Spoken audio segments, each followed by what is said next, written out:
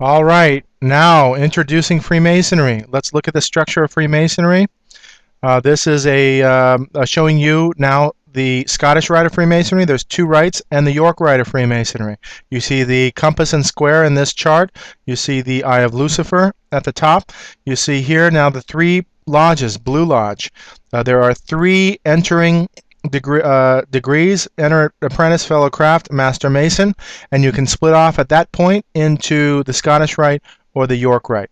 And when you follow the York Rite, let me show you some of these names of these. You have the Royal Arch Mason, so you have the Royal Arch. Order of the Red Cross. Where do we get the Red Cross from? And you know what the Red Cross is, a very charitable organization. When I tell you about the Shriners, you understand that they have Shriner hospitals. Order of the Knights of Malta. Knights of Malta, now a reference to Catholicism and papal knighthoods. And so you see the Maltese cross here. So understand that connection between Roman Catholicism and Freemasonry. Order of the Knights Templar at Commandery. Now, if you read like Dan Brown, or you watch movies, this whole idea of Knights Templar being Freemasons, they try to distract you from that understanding, but here it is in plain sight. Order of the Knights Templar associated with Freemasonry, and then Knights Templar were Gnostics, and they were the ones that were accused of worshiping this weird Baphometic god, also rituals of trampling the cross.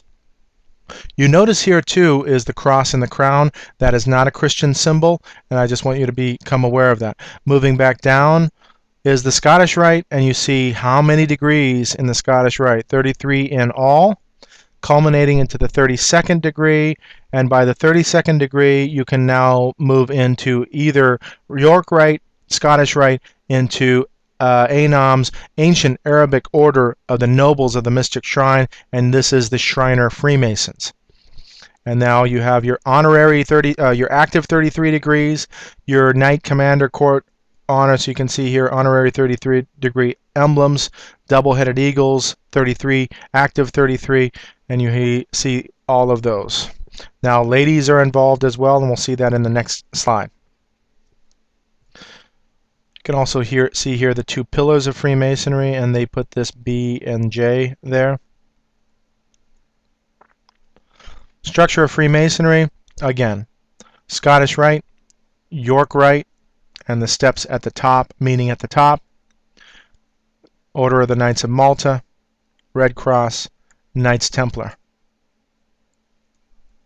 You also see co-masonry. So you see women involved in co-masonry. You see the Shriners and the Daughters of the Nile. So women can be in Freemasonry, and you see all of these entered apprentices in there, and the allied organizations. Really, the lower degrees are meant to be in the dark with regard to all of this, and you advance in level, you advance in degree, and the symbols become clearer and clearer until once you finally get to the top, you're worshiping Lucifer the entity, not Lucifer the light. Okay, so they are into more light. This is 1917. This is the British Grand Lodge. You can see the entry to that British Grand Lodge is the pentacle, the interior of the Grand Lodge. Now you see Freemasons here in their ridiculous aprons. This is a fraternal club. Here's Knights Templar playing chess, and I just threw that in there just to show you that this is how they like to run society, with the pawns up front doing their dirty work, and they like to cause war and chaos and all of that type of thing. That is their game, and they use that checkerboard as well. A Freemasons tracing board, master's carpet. So this is how they do teach their initiates, and so you can see that you saw that coffin in Aleister Crowley's Madame Talbot tribute to him. You see here, this is key. This is a beehive, and they like society to be run like that. It's a representation of industry, and they like being the elite and everyone else being workers. In this case, you have the checkerboard. You have three pillars here. One is wisdom, the other some kind of virtues. And then you have the two main pillars of Freemasonry. In this case, it doesn't have Jachin and Boaz here. These are more Hercules pillars, twin pillars, than they are Jachin and Boaz. So you'll see that later on, just later on in this plate, and you see all of the emblems, including the star, sun, and moon, the eye of Lucifer at the top. Moving on, here is the Royal Arch of Freemasonry. This is York Rite, and you can see now the astrological signs around this. You see man, the beasts that you saw in Aleister Crowley's tarot card, which reference the Bible as well. They like to reference the Bible and make you believe that this is biblical, all biblical. Here's similar depictions of that Royal Arch, and here's that keystone in Freemasonry with the pentacle in that keystone. I forget what this acronym is, but it has to do with the initiate, and that's a saying. Moving along, now in other images of Freemasonry, they like to refer to these pillars as legs to stand on. You'll see some of that in these squares. So they're putting the square in there, and then this enlightenment, using the sun there as your intellect or your enlightenment. And so they use all these symbols. Early in your degrees, both in the Scottish and York Rite, you come to know what the name of God is, and this is an abomination. So they use Jah, or referring to Jehovah, Bull, which refers to Baal or Baal, and then On, which is, and if you read this upside down, it's actually On, not No. So Jah, Bull, On is the name of God in Freemasonry, and this On refers to Osiris, and so is it an absolute abomination as a trinity of the name of God. So this is a testament to this occult nature of what this is. And you can see various other forms in Freemasonry, or tracing boards, Jachin and Boaz again, and you have all this sacred geometry stuff going on. You see the elements here referring to alchemy, stars, sun and the moon, and this helical thing. I don't know all of these symbols because I'm not a Freemason. My father was, and I have interviewed or talked with Freemasons that testify to the darkness that you have in these rites. And really, darkness referring to all of these mystery symbols and the mysteries surrounding all of this.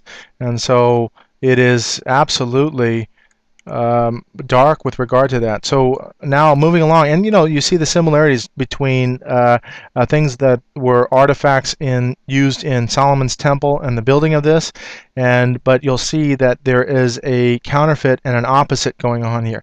This is a tarot card. You saw this earlier in the plates, but this is Boaz and Jachin referring to this temple pillars in Solomon's temple, and this is showing you, to me, this is the counterfeit. But you see the black and white symbolism, the duality going on. This is a priestess, and you can see the reference also if you saw that Isis and Osiris, but Isis having these sun symbolism and these bull horns or crescent moon hybrid. So anyway, I know you might not understand that, but as we move into all these symbols, you can go over this video and understand what these symbols are. Here is a worshipful master, and the worshipful master wears the top hat, and here's the square. The gavel is also Freemasonic, and you see that gavel used in modern judges use that gavel. A lot of our things are Masonic that we don't understand. Now, this is key here because this is a depiction of the Freemasonic temple. You can see the two pillars here, that the two pillars are in the west. You can see now the pentagram here and that checkerboard floor, the three pillars of virtue, and then the east is the worshipful master, the G, the generative principle, and the sun, all in the east. Okay, understanding that side. Now, look here. This is the true temple, Solomon's temple. You see the two, Jachin and Boaz. Over here, they're not even named. That's why I believe they're the pillars of Hercules rather than Jachin and Boaz, the two pillars in the true temple. Now, you see that the Jachin and Boaz are in the east, whereas these pillars are in the west. It's a complete reversal in the temple. So what they show you as Jachin and Boaz is simply a smokescreen to tell you that, oh, they're worshiping the true God or what have you. So here's the porch, and of course the Holy of Holies sits in the west. So I just wanted to show you that complete opposite, and you're going to see in the writings even what they like to do, complete opposites against God. And so I wanted to show you that. Here are emblems in Freemasonry. I think they're called jewels in Freemasonry. You see this A over here. This A has a Masonic element to it. It is the compass, and the center portion is shaped like a square. So the compass and the square in this A portion, you'll see that showing up a little bit later on. I understand this is a lot of information. Please just bear with me. Here's the Eye of Lucifer, that light emanating from that, the compass and the square.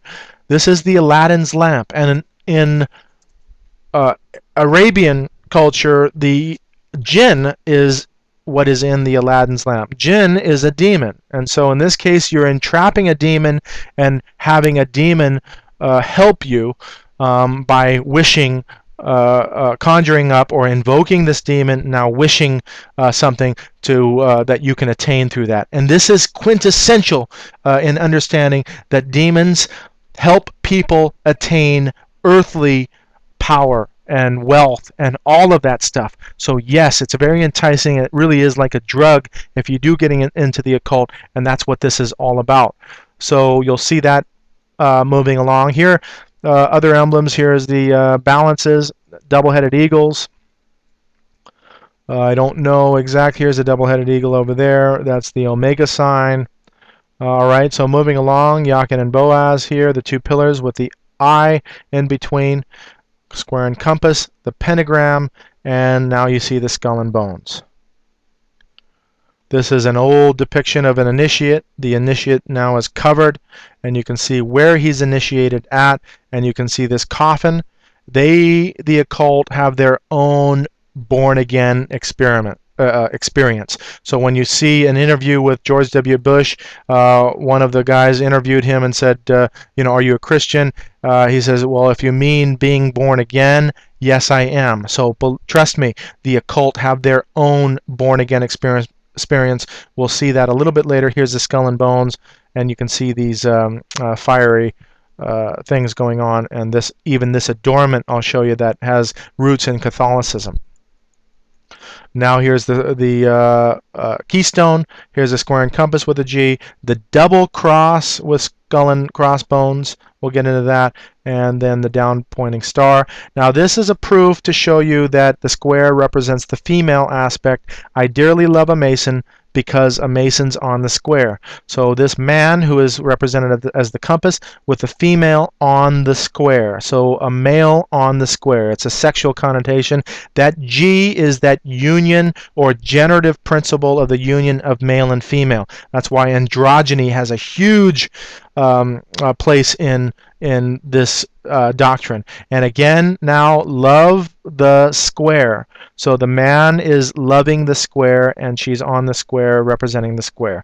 So you can understand the female aspect of that. Are you a Mason?